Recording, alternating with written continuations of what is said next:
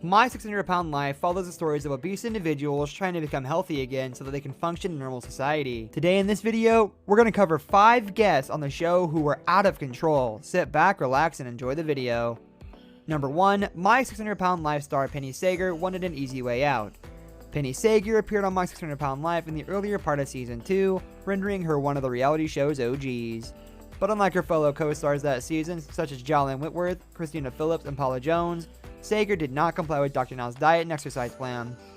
Although she did drop 40 pounds while hospitalized at the beginning of her episode, which qualified her for weight loss surgery, that was the only weight loss documented for Sager. In fact, by the end of her episode, she managed to gain weight after surgery, which is pretty mind-blowing. Things weren't much better in her follow-up episode either, in which Sager claimed she was doing much better and seeing improvements of her health. Of course, Dr. Now didn't agree with that assessment, and matter-of-factly explained that Sager is addicted to food and is delusional about any imagined progress.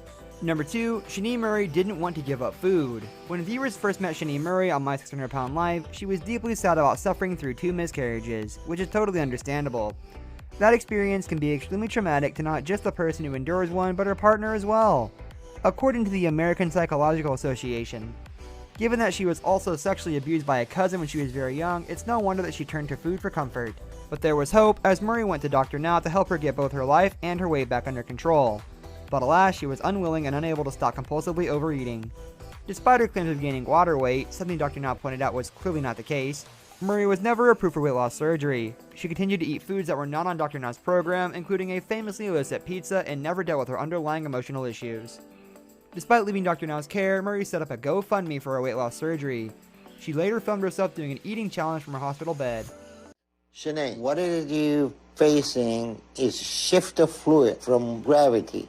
Your butters show that you're not retaining water, you're getting shift on your tissue because of the fat that you got. Number 3, Angela Johns felt like she was being punished on My 600 Pound Life. Season 7 of My 600 Pound Life brought longtime viewers of the show one of the most controversial stars in its history, Angela Johns.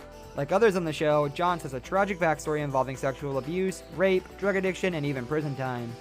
As a result of her multiple traumas, Johns turned to food for comfort, eventually weighing in at 643 pounds by the time she sought Dr. Now's help. But not only was Johns downright combative with Dr. Now during her episode, she also tested positive for opiate use and heavy cigarette smoking, but lied to Dr. Now about it. On top of that, she was manipulative to her family members. After losing only 48 pounds and continuing to abuse drugs, Dr. Now gave her an ultimatum: go to rehab or end of her weight loss journey with him. Number 4, My 600 Pound Life James King was taking his family down with him. Some patients on the show are so far gone that they are almost completely immobile, unable to care for themselves, and confined to their bed because of the weight. This was the case for James King, who weighed in at 791 pounds at the beginning of his episode, as he used food to cope with his childhood trauma. But it's hard to have too much sympathy for King, as throughout the episode it's shown that he behaved selfishly. For one, he had his daughter drop out of school so he could take care of him, and his father, despite the fact that he suffered a stroke, took out a second mortgage to finance his son's journey to Houston. But King refused to change. He was continually enabled by his girlfriend Lisa, who couldn't stop bringing him food. It was so bad that Dr. Now called Adult Protective Services on her when he found out she brought food to him in the hospital in his follow-up episode, even though King had multiple organs failing him. Number 5, My 600 Pound Life star Lee Sutton was abusive to his partner. Occasionally, family members or romantic partners who weigh 600 pounds or more appeared together on the My 600 Pound Life show, which was the case for Lee Sutton and Rena Kaiser. The couple, who met and fell in love at a bariatric rehabilitation facility, were eating themselves into a dangerous situation when their episode began. Although they were both able to eventually lose weight and get weight loss surgery, it became evident fairly on that Sutton had anger management issues. That resulted in him being abusive to his partner both verbally and physically. It got so bad that Dr. Now sent him to see a therapist so he could control himself better.